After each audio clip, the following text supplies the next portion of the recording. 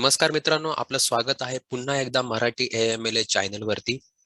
आज आपण main challenges of machine learning हे टॉपिक बघणार आहोत. अगोदरच्या लेक्चर्स मध्ये आपण टाइप्स ऑफ मशीन लर्निंग आणि one of the simple implementation of machine learning model which help us for the prediction that we have saw, and this is the last chapter of our first lesson that is called as the machine learning landscape. So please listen this carefully, and which is a very important topic again. Okay, and most of the keywords you will get familiarized here, so don't forget to watch the previous and this lecture. So let us begin with this today's last topic of machine learning landscape chapter. So what are the main challenges of machine learning? The first is the insufficient quantity of training data. Don't worry, we will go through the each and every topics very thoroughly, so please watch the video till end of this lecture. Okay, so first is the insufficient quantity of training data. Second challenges is the non-representative of training data. Third is the poor quality data, irrelevant features, overfitting the training data, underfitting the training data, testing and validation, hyperparameter tuning and the model selection, and the data mismatch. So these are the some of the machine learning challenges. So let's try to understand it all the topics in very detail. So first is the insufficient quantity of training data. Baga. So listen carefully. What happen if we do not provide the data? Okay, sufficient quantity of data, machine learning model is not able to learn. So when I explain the definition of machine learning model, what I have explained, the machine learning model try to learn the things from the data. So we build the ML model programmatically so that it learns from the data. And if you provide the data very less, will it able to learn from that data? No, it is not. Let me explain in very simple term. If you know the toddlers, okay, who wants to know what apple is, okay, for that what we do, that we say A for apple, we given them the picture of apple, and we say this is the picture of apple. My drawing is poor, but please cooperate me, and which is a red in color. Okay, we give them, we show them pictures, we cut them, we ask them to eat. Okay, and then toddler understand this is the apple. But what happened after some day, there one of the family member bring the green apple. Now toddler never seen the apple is in green color. Will it be able to answer whether it is apple or not? No, he will not able to, he or she will not able to answer this is apple or not. Why? Because he never seen that kind of apple in his past. Okay, but when we answer them, no, apple is in green color also. Okay, so whenever in future we will give the green or red color, he will able to predict this is the apple, and he is able to distinguish the apple within the different fruits. Okay, the similar way, in similar fashion, machine learning model also works on similar line. If you are not giving the data which he was not learned, and we want answer from that ML model whether to predict the price of this object. For example, let me explain in another way. We have given the three products, product 1, product 2, and product 3. Okay, and we learn the machine learning model on those products. What happened, and we want he please expect to predict the price of the product 4. If this product 4 is different than the product 1, product 2, product 3, our machine learning model will not give the accurate answer. That definitely it will give the answer, but not the accurate one. Why? The reason, because that our ML model never train on the data or never train on the feature which is similar to the product 4.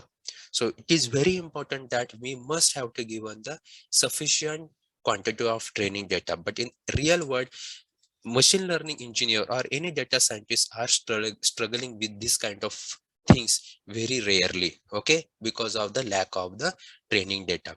Now there was one research has been conducted. There was some researcher called as a Microsoft researcher, name his name is Michael Banco and Eric Brill, show that Though we use the different machine learning model, whether it is a simple or complex, I mean to say NLP based or computer vision based problem, doesn't matter.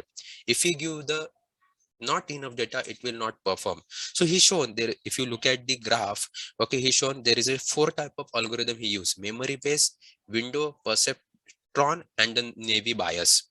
Okay, he used this kind of algorithm on same set of data. So over the period of time, they identify that algorithms performs give the almost similar result if you give the same set of data. See, over the period of time, thousand millions of word is given to this algorithm. What are these algorithm? Memory base, VNow, perceptor, navy bias, and their results are almost close. If you look at this, the red one, which is a memory base, give the accuracy something close to 1, 0.97 something. After that, if you close to this blue one, which is a VNow, it is giving almost 9.5. So if you find that the accuracy, almost accuracy is closer. So what is this research paper says that? The research paper says that the almost all the algorithm, whether it is a simple one or the complex one, will perform well if you give the sufficient amount of data. So you understand what is the importance of the data. Okay, let's move to the next point. Now, so it is very important that most of there is always a war, or there is a kind of discussion is going that whether the algorithm is more important, or the spending time or money in algorithm development is very important, or the corpus development means the training data development. Okay, there is always a trade-off between spending a time money on algorithm development versus spending it on corpus development. So there is one research called as a Peter Norvig. In his one of the research paper published in 2009, the paper name is Unreasonable Effectiveness of Data. He says that data is more important than algorithm, and I think we most of the people's the data scientist and machine learning engineer in the industry even agrees with him that yes, data is more important than algorithm. Okay, so it equally we can say that most focus on the corpus development. Algorithm development takes time, but data is very important. That these two paper, one is the Microsoft research paper who has given the graphical representation of the things, and the Peter Nor paper, he proved that the data is more important than algorithm. So the first challenge of the machine learning, guys, we learn that insufficient of insufficient of training data. So this is the first challenges. Second challenge is that, let's move to the second challenge called as the non-representative of training data. So what is non-representative of training data? So understand. Um, Let me explain first example, then I will explain what is exactly. Okay. So non-representative means what? When you look at the problem which we have discussed yesterday, theoretically as well as practically, in that we got the data of few country, but we observed that there were the few countries are missing from that observation. One is a Brazil, Mexico, and Chile, and another is a Norway, Switzerland, and Luxembourg. These countries were missing from that data. So what happened if we miss the data? If you look at what we have observed in yesterday's algorithm, that we came to the conclusion that if GDP per capita in is more, their life satisfaction factor is also more. And we come up with one of the line equation or the linear model, which is, you can see here, dotted line. Okay, we draw this dotted line, which is a well fitted with the training data. Okay, but because of this missing country, when we add this missing country, we observe that though the GDP of Brazil, Mexico, and Chile is less, which is a less than 20,000, their life satisfaction factor is high.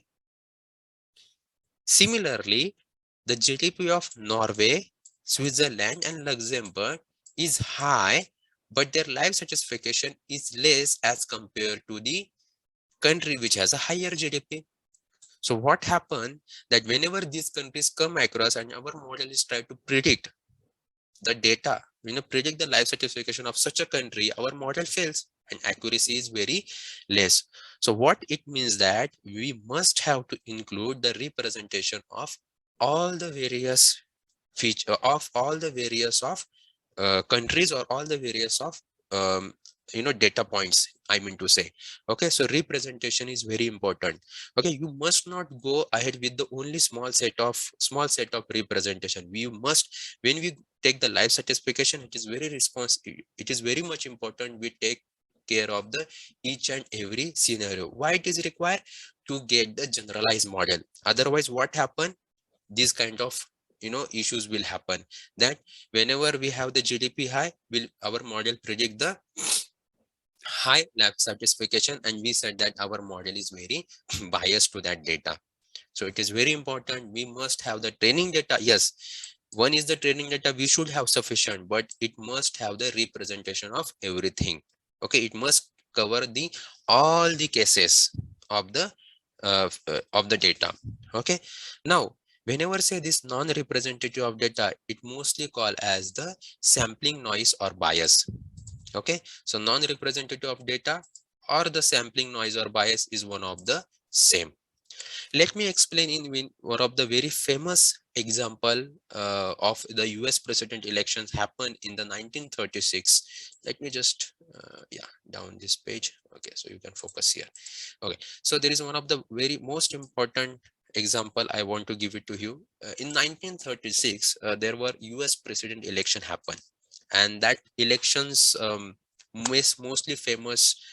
It is a election was a Landon versus Roosevelt, and most of the people who know the history, Roosevelt is one of the famous name in the in the US era. Okay, old, which is in 1936, and there were one of the survey was conducted, and that survey called as a literally digest. What they have done, they have sent a mail to the 10 million people. Okay, they have sent mail to the 10 million people to know the poll who won the election, but unfortunately they got only 2.4 million answers. Okay, only 2 point, which is something around the 25 percentage of 25% people only answer. And they mentioned that and after the poll review they got that 57 votes to the Landon favor. So this survey states that the Landon is going to won the election, is going to win the election. But what happened, instead of that, when the actual result come, Roosevelt won with the 63 percentage, and the survey was not good. I think something same happens when the Indian election happens. We take the pre-poll survey, and poll survey is most of the time is different than the actual result. It happens similarly. You can you can relate this thing with the US president election. Okay, and so they find that there is a something flaw. When they study what is the flaw, they found the, in the sampling method they found the flaw. So what happens again, this concept is more close to non-representative of data. So first reason, we know that only 25% people reported to mail, reported to this email. Okay, and because of that, it has the less survey data. And those who are responded, those are only, those are the, those were the healthier people. Okay, those were the healthier people. Healthier people means they have the telephone, they are mostly magazine subscriber, they have kind of membership, means they are very wealthy, they are educated, they have high rated people. Only those educated people reply to that mail. So that what happens, only small set of representation of data, small set of represented things are replied to that. So this state that this is also happen in statistical way. Okay, so this insists that it is very much important to have the representation. I'll give you one more example. Let's say if you want to build a system, okay, which recommended the funk music video. Okay, and what happened to build the this kind of recommendation system of funk music video? What you do, you go to the YouTube, you search on the, let me clear the drawing, you search on the YouTube, you got the data, you build the system, and now whenever there is a video, your system tell that this is a funk video or not. Okay, so whenever one of the person watch the video, it will give the below recommendation of funk video. But what happened when you look at the data gathered from the YouTube, the data is mostly from the popular artist, and the funk music video are mostly popular in the kind of Brazil kind of states. Okay, so they are giving the recommendation only the Brazil. But what happens if the Indian peoples or the American peoples wants to see the funk video recommendation of their own mother tongue language? Okay, whether your ML model perform well, no, it will not perform well. Okay, because whatever data you got only one set of representations. So this is the second and the most important challenges of the ML model, that is the non-representative of data. Okay, you have the training data, but presentation non-representative means sampling noise or sampling bias. Okay, it must include the all presentations from the data. Okay, let's move to the next point, that is called as a poor quality data. Now third important is the poor quality data. What means the poor quality data? That training data contains error, it contains outlier, or it contains noise.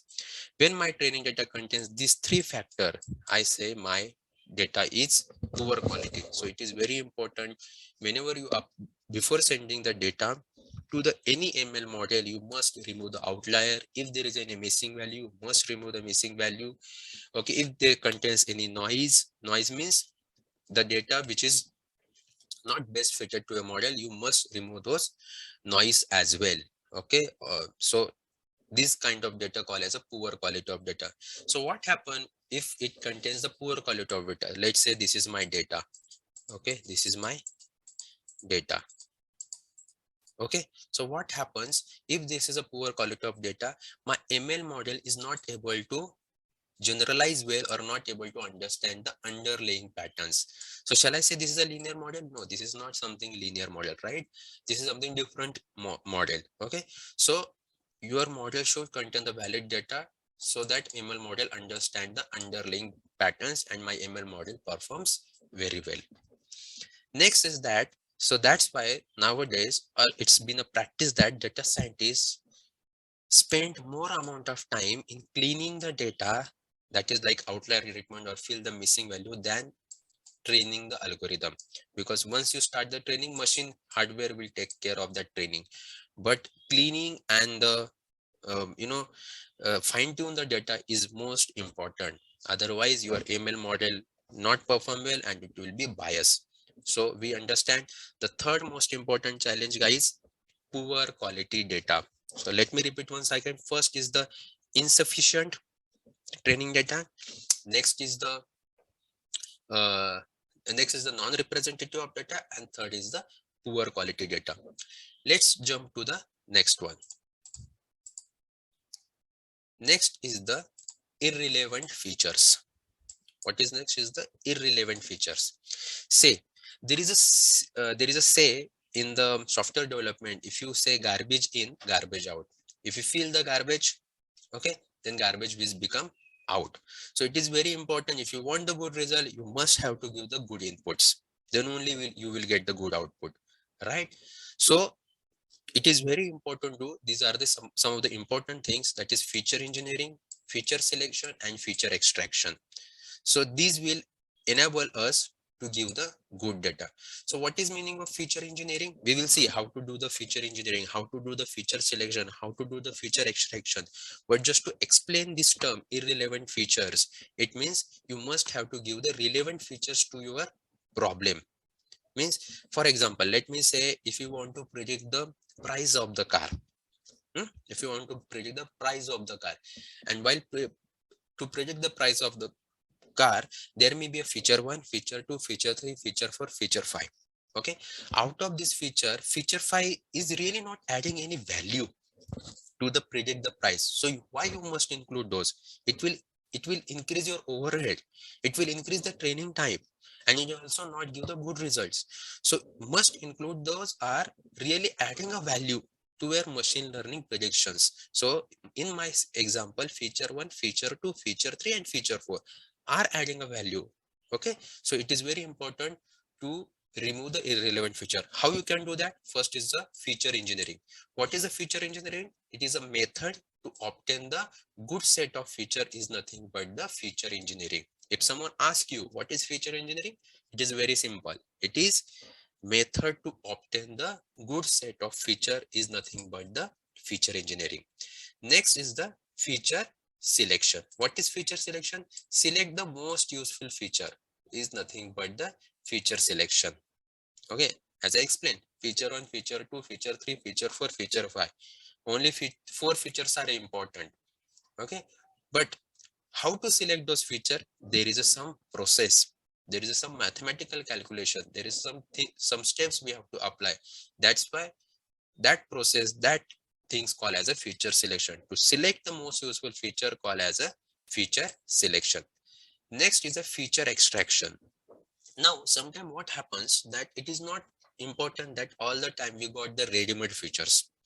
Okay, I hope if you watch my previous video or lectures, there whenever we want to predict the price of the car, okay, there are two parameters. One is the average, that is mileage of the car, and the age of the car.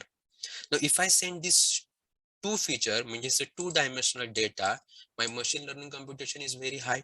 Okay, so rather than sending these two feature, I will combine into one feature, that is I'll make the 1 day. So this is something called as a dimensionality reduction, and for that we use some of the algorithm called as a PCA, Disney. Don't worry, I will explain those things. This process of combining the two features into one features or multiple dimensional features into one feature called as the feature extractions. Okay, so these are the three methods will help you to remove the irrelevant feature. What are, okay, if someone asks what are the way to remove the irrelevant features, then these are the three methods. One is the feature engineering, second is the feature selection, and third is the feature extractions. Okay, I hope you understand what is mean by irrelevant feature. Now let's move to the next topic, next challenges, that is the overfitting of the training data. Now this is very much popular word in the ML, that is overfitting. Now let me explain in a very simple way. What is overfitting is that model learn very well on training data. Okay, but when we put that model into the production, it is not giving that up to the mark. This is something called as a overfitting the training data. Means it learns the underlying patterns in the training data very well. Okay, very well. But when I put these things into the production, it does not give the accurate result. Let me explain the general way, general things. Now, as a student, when we learn, when we give the exam, we score very well on the learned topics. But what happens if we get the questions which we haven't learned? Are we able to answer? No, we are not able to answer such a questions, right? Because we don't know what is the answer of that topic. Even we don't know the depth of the topic. We never come across. So same thing happened with the machine learning. Machine learning, whatever give the prediction, it gives the prediction very well, whatever he has, whatever that ML model learn. So this is something called as a overfitting. Overfitting in simple term, know the training data very well, but not aware about the test data or whatever the actual data. This is called as a overfitting of the data, overfitting of the training data. Okay, so here if you see uh, there is a graph. If you see, he shows an example of overfitting. Again, we are taking the example of GDP per capita and the life satisfaction. So in the life satisfaction, we use this. Now see, instead of linear model, we are using polynomial, high degree of polynomial model. What is the advantage? The advantage here is that because of the polynomial means, poly means many features. It try to adapt all the points in the training data. That's why you can see the zigzag line of things. Even it includes this point as well, it includes this point as well, it includes this point as well, include this point as well. Now you say, sir, this is a very good things, right? This is a very nice. Instead of going the line, I'm going polynomial because it includes my all the things, right? It includes all the things. Okay, but is it really good? Let me explain you. Suppose, for example, this is my polynomial. Now this is the line. Suppose there is a one country called as a, let's say ABC. Okay, let's say ABC. Now suppose their GDP is more than 60,000. Okay, and when I try to predict my model, my line or my polynomial is not able to predict, is not able to capture, because it predicts only, it captures only the pattern which is below 60,000 and the lifespan 6, but it is not able to capture this and not giving the good results. Okay, not giving the good result. This is called as a overfitting of the training data. Okay, similarly, if I say that the GDP is less than something below 10,000, okay, and their actual life satisfaction is a more than 8, but due to this polynomial it is not able to capture this point and gives the bad results. So it is very important to have the generalized model. Samajna? Okay, now the question comes, the many times the question asks how to avoid the overfitting then, right? How to avoid the overfitting.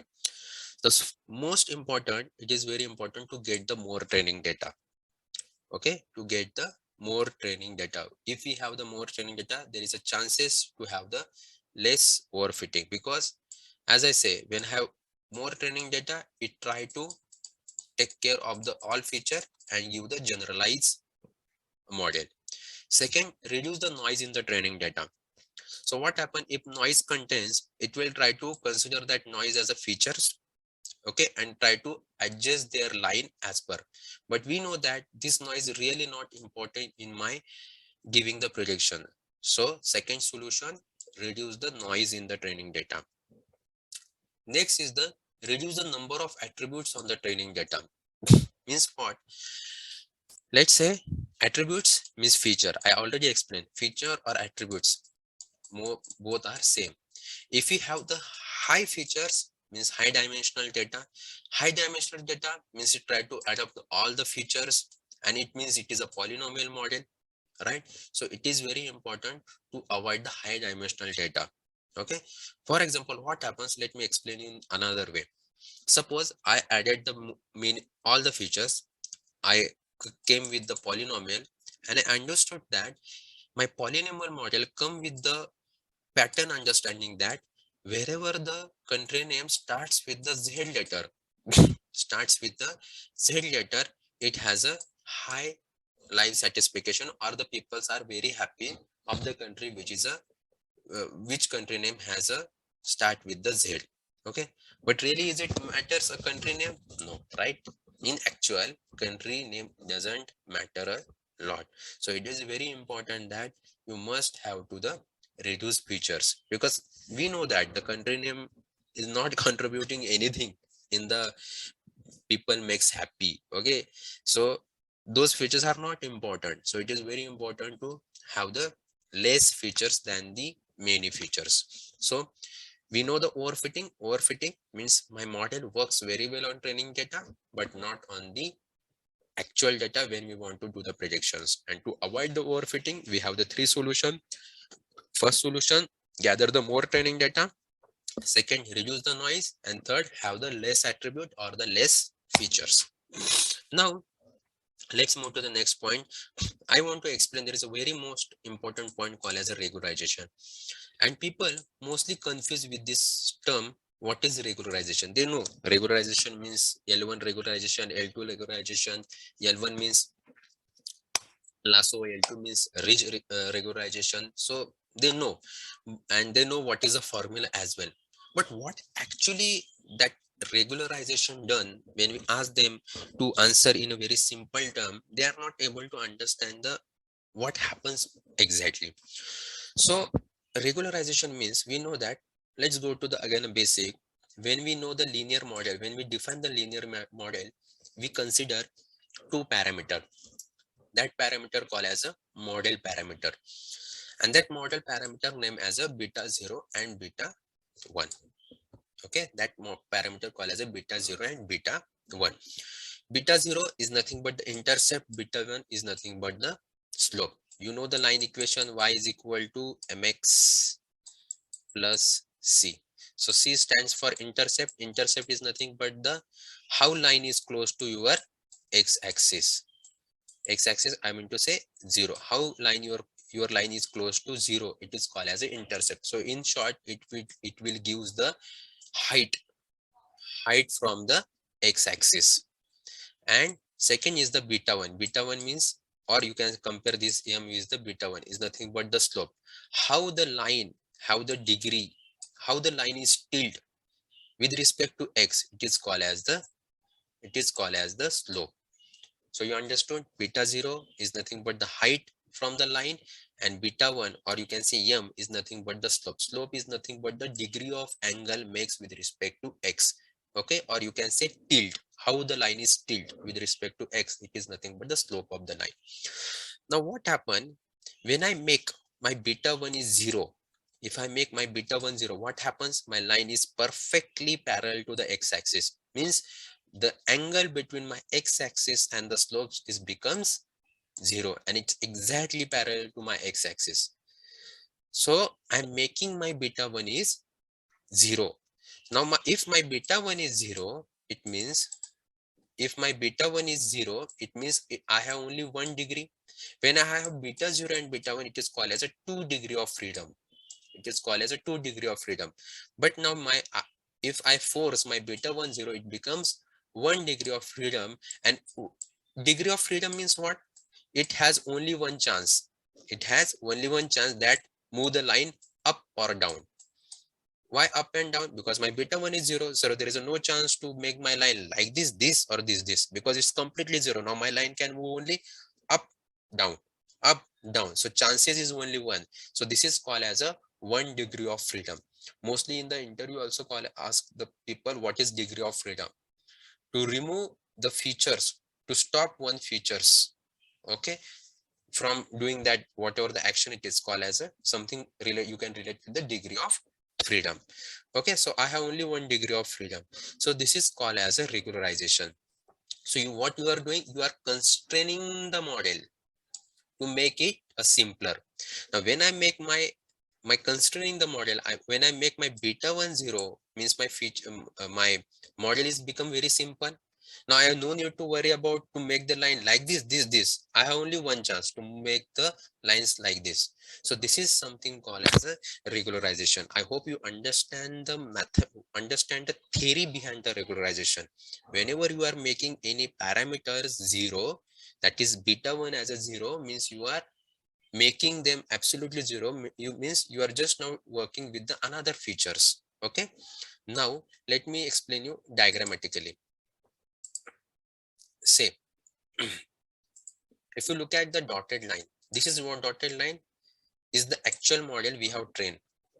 Okay, this is model we have trained with the missing data. What are the missing data? I said there is a country Brazil, and this is something called as a Netherlands, or I am not remember the exact name, but these are the 3 countries who actually is not uh, we haven't collected during building this model, so it doesn't include. So dotted line is the actual line we have practically also implemented. Okay, we haven't considered these countries, right? So this is a model we train. Second, if you see the dash line, this is the dash line. When the dash line comes, okay, so the initially we come up with this line with this blue dot. Then what happened, we add those missing country, and again we send those data to our linear regression, and after the training it come up with this red line. Okay, they come up with the red line. Now see, you find the difference, right, from the dash line and the red line.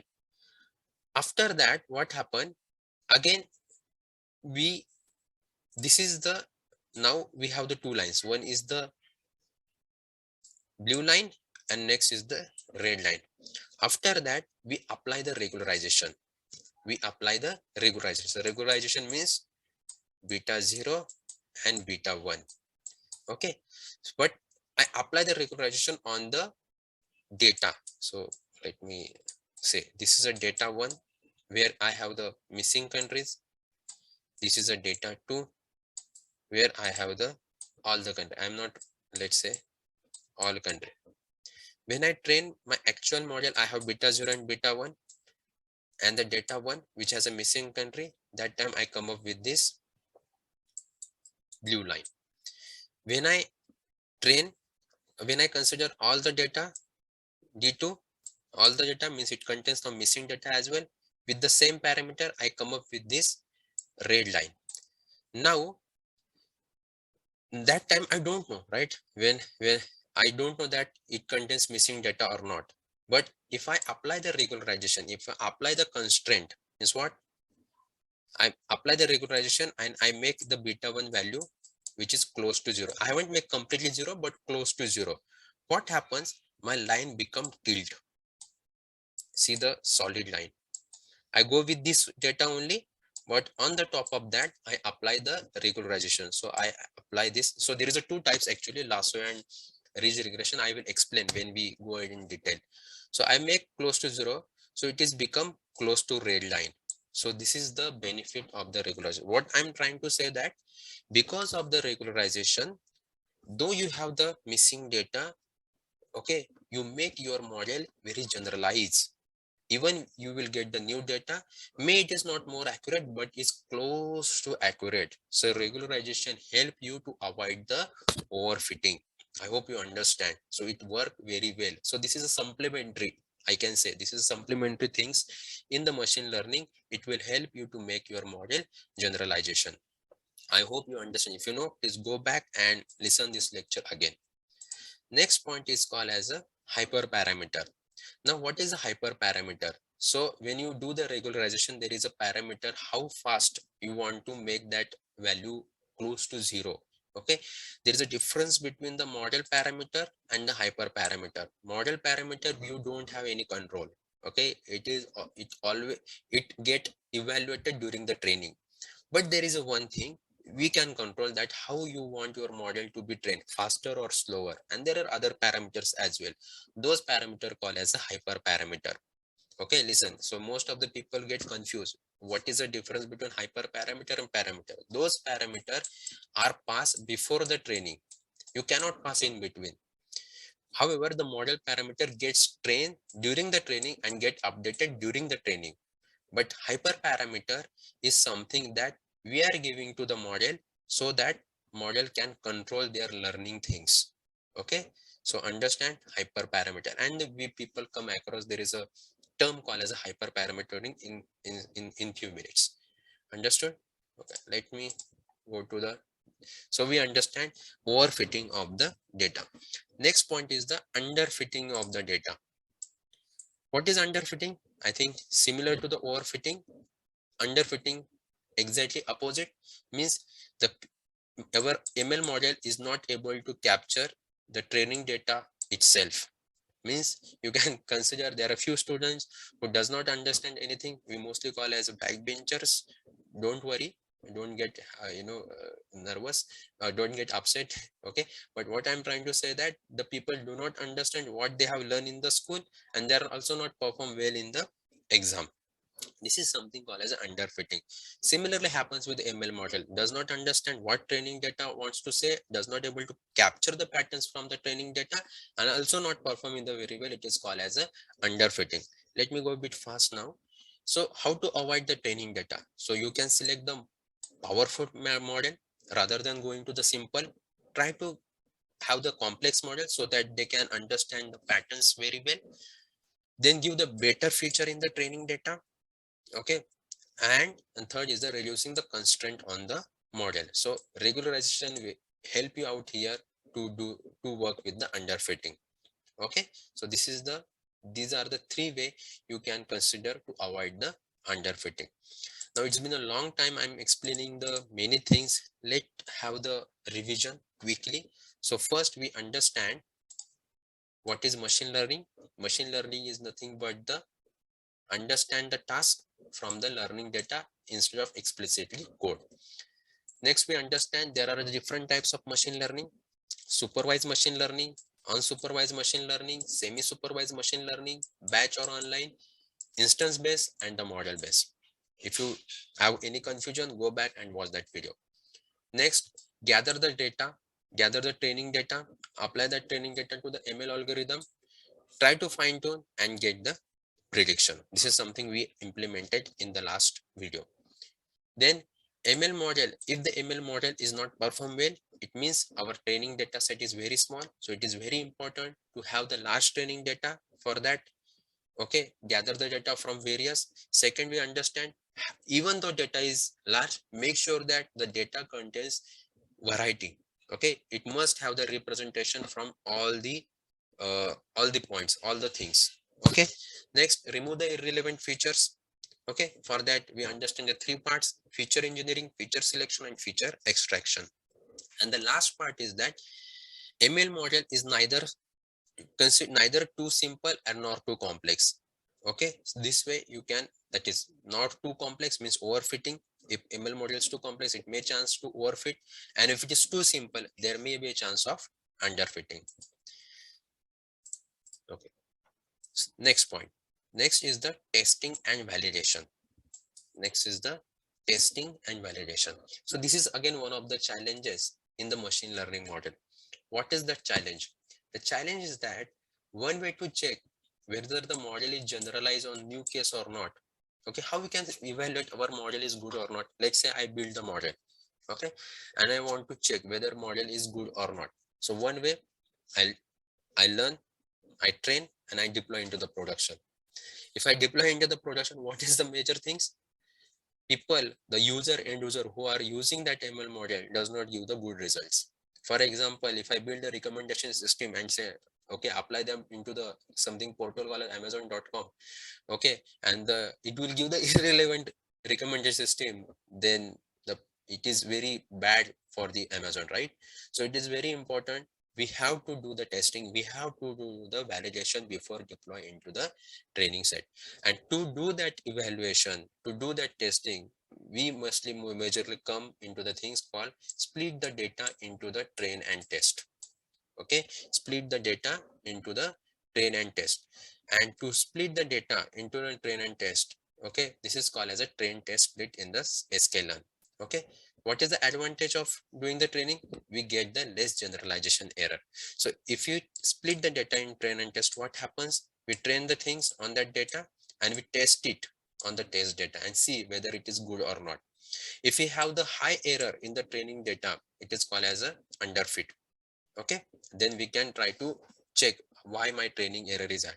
If we get the high error in the test, it is called as a test error. Okay, so it is again called as a overfit, means my training error is less but my test error is high, it is called as a underfit. So we have to do this validation, and to this validation we generally split the data into the train and test stuff. Now, as I mentioned, there is a one more things called as a hyperparameter tuning and the model selection. So what happened? This is very important. What does mean hyperparameter? Hyperparameter, those parameter we pass before the training, the ML model. Okay. Now why it is important? Let's say you you have the train test split, you generalize, you add the regularization, okay, and the generalization error is also very less, that is a 5%. But when you put into the production, you got 15%. Now you said, sir, I have my training data, I have my train test split, I add the regularization, I did very well, but still I got the production error 15%. Why it is? What happened? It happens because, why it happens, I'll tell you the reason behind that. Okay, why it happens? Because of that, whatever you test it, and whenever you have the system in production, okay, and the kind of data it comes, you haven't learned that data into the actual things. Okay, you haven't trained the things, it's actual things. So there is a one concept called as a validation set. So what is the advantage of validation set? People confuse with the test set and validation set. No, there is a difference between test set and validation. Say this is my data, this is my data, so I have training, and from that training, this is my training set. Okay, from this training set I'll keep one chunk of data to the validation. Okay, from the training only. So what happened? I train my ML model on this data, I do the validation on this data. If perform well, very good. If perform well, if my validation error is less, I'll combine these two data and pass it to the ML model. If I found the good results, I'll send to the test data and check it out. So this is something called as a held out validation. So those who don't understand what is validation, validation set or validation data is nothing but the data from my training data itself. It is not from test data. Why we are doing this? Just to make my model accuracy very high. Okay, model accuracy very high. Now, what happen if my validation set is very small? Then there is a may chance my model is not correct, is not giving precise. And if my validation set is very high, if my validation set is very high, it may happens my validation error is also high. Okay, because if my validation set is high, what happen? I get the less training data. If I get the less training data, definitely my validation error is high. It's common, makes sense. It's a logical things, right? So to come over across, there is a concept called as a cross validation. There is a concept called as a cross validation. So what happened in cross validation? Suppose this is my training set. I divide the data this into the multiple validation sets, say V1, V2, V3, V4. So first set of consider this is my first set of validation data, remaining I consider a training set of data. In second iteration, I consider V2 as my validation data, remaining one is my training data. In third iteration, I consider V3 is my validation data, remaining one is validation. So what happens because of that, I do not require to find out the another data for validation. In itself, I have the multiple validations, so I have multiple iterations. So because of my time, there is a one drawback, the time may have increase of the training, but it gives the precise result. Okay, and we overcome the two challenges, that the less validation or the large validation. So this is something called cross validation. When the time comes, we will definitely learn in detail. Let's move to the next point, that is next challenge is the data mismatch. Data mismatch, in short, I'm not going in depth, okay, but data mismatch is nothing but that it is very important to have whatever data you want to predict, it must be similar to a training data set. For example, if you want to predict the species of the uh, flower, okay, which so you develop one mobile app, you click the picture and you want to know the what is species, okay, and you develop one ML model. And what happened, you're training you train ML model on such a flower where you capture from the web, okay, it does not include this flower and it is not able to predict. So it is very important, whatever you want to predict the flower, it must include into the training data. So this is one of the challenges called as a data mismatch. It means that you must have to include all variety of data which you want to do the predictions. Okay, I'm not doing that because it's become a now lengthy lecture. So let me now stop. This way we are able to complete our last part of the chapter, last topic of the chapter of machine learning landscape. Don't worry if you don't understand any topics, we will definitely see in very detail, but go through the lecture series again if you don't understand anything, and don't forget to like, share and subscribe. Till that time, all the best. Thank you.